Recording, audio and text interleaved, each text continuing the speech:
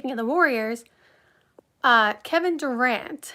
Now, the Suns have said that they don't want to move Kevin Durant. They have said it so many times, and obviously they have not moved him yet. And so there are no reports or indications that they're going to move Kevin Durant now or anytime soon. But the problem is, we all hear the reports they want Bradley Beal. They really want not Bradley Beal. They really want Jimmy Butler. The only way that they can get Jimmy Butler is to trade Bradley Beal. Well, guess what Bradley Beal has? A no trade clause. So what that means is they can't move Bradley Beal unless Bradley Beal agrees.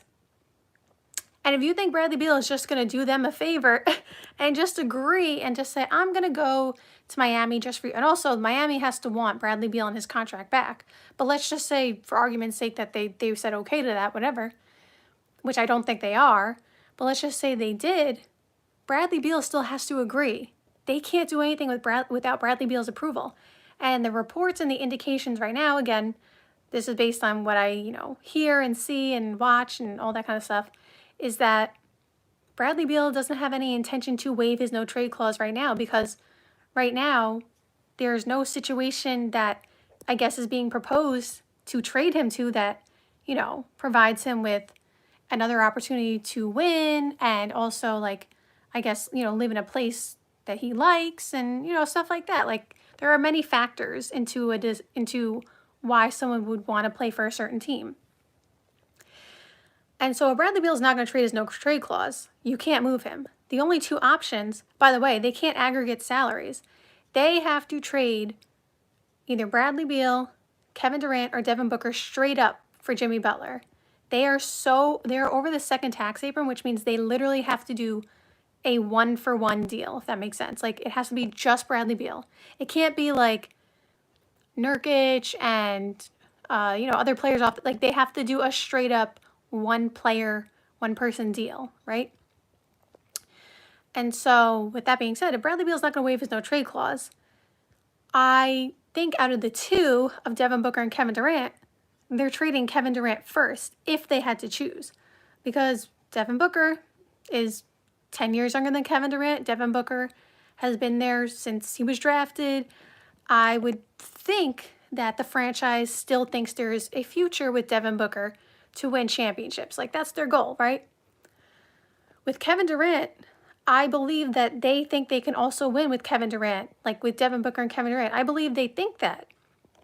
I'm just saying, if they had to make a choice, they're obviously going to choose Devin Booker because they just have more time to build a championship contender, right? You don't know how much time you have left with Kevin Durant. You definitely have a little bit of time, but not as much. And so, Kevin Durant does not have a no trade clause. And if the franchise gets to a point where they're stuck, they may just stand pat and just try to work it out with Bradley Beal being there and just see if they can win. Then that's a decision that they may make. And at this point, it looks like that's the decision that's going to be made, just because, again, Bradley Beal has to decide he wants to waive his no trade clause. So that is one option. The other option is, again, trade Kevin Durant. But I wouldn't trade Kevin Durant for Jimmy Butler. I mean, I guess they could, but I feel like that doesn't make much sense. I feel like you want it to be Kevin Durant, Jimmy Butler, and Devin Booker.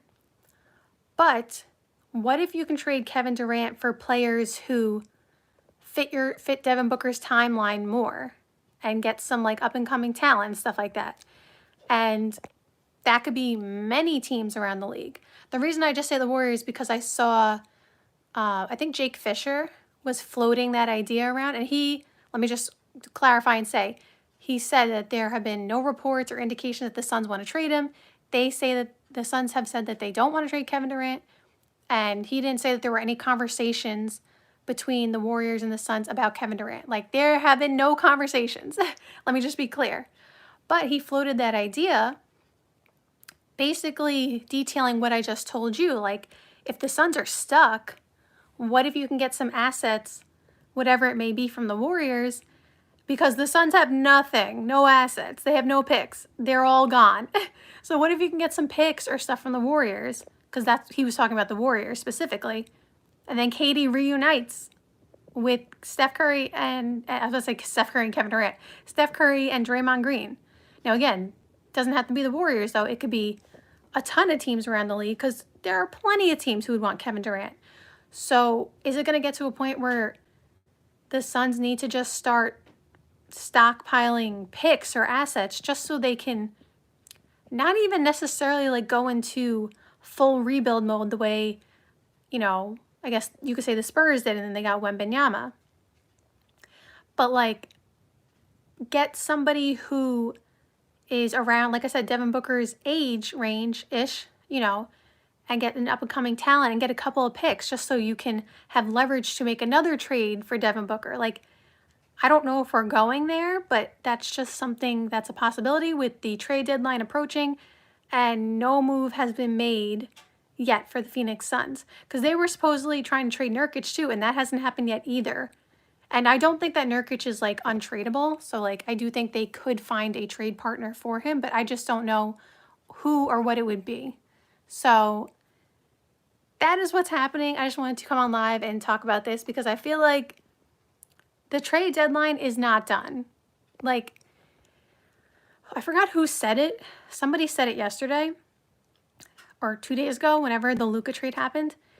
And they said that this may open up the possibility of a lot more blockbuster trades, like that other teams, this was their speculation, I forgot who it was, but that other teams may now be a lot more eager to pull the trigger on blockbuster trades because of what just happened with Luka.